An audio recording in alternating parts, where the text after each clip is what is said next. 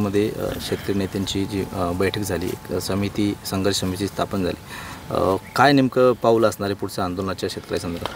28 ऑक्टोबरला म्हणजेच दिवाळी झाल्यानंतर शेतकऱ्याचा 7 बारा कबूल केल्याप्रमाणे कोरा करा या आणि इतर मागण्या घेऊन आम्ही सारेजण मुंबईला धडक देणार आहोत.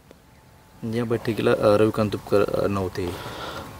मी नव्हतो, परंतु आमचे प्रतिनिधी डॉक्टर प्रकाश पोपळे त्या ठिकाणी होते.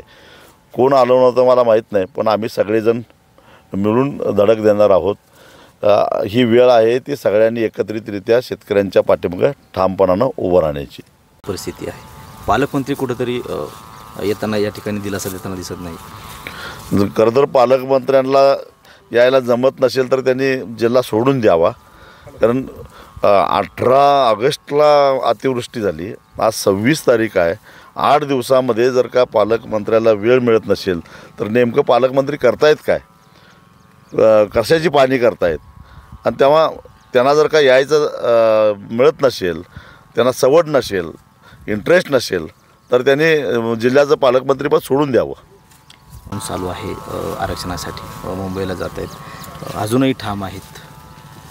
काय भूमिका असणार आहे? सरकारनं त्यांच्यावर बोलणी करून प्रश्न सामोपचारानं संपवावा, कारण वारंवार अशा पद्धतीनं त्यांना आंदोलन करायला भाग पडणं बरोबर नाही.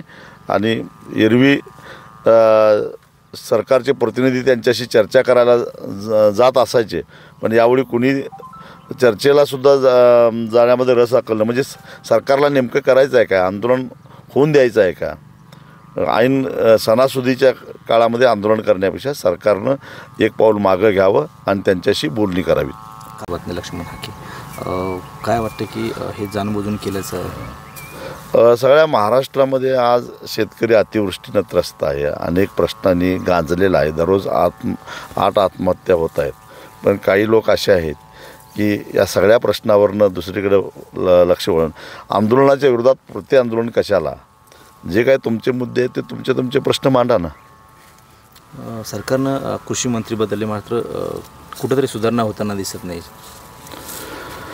सख्या आला आणि काय तुक्या आला काय? सरकारची मुळात नियतच शेतकरी विरोधी असेल तर फरक कसा पडणार? जो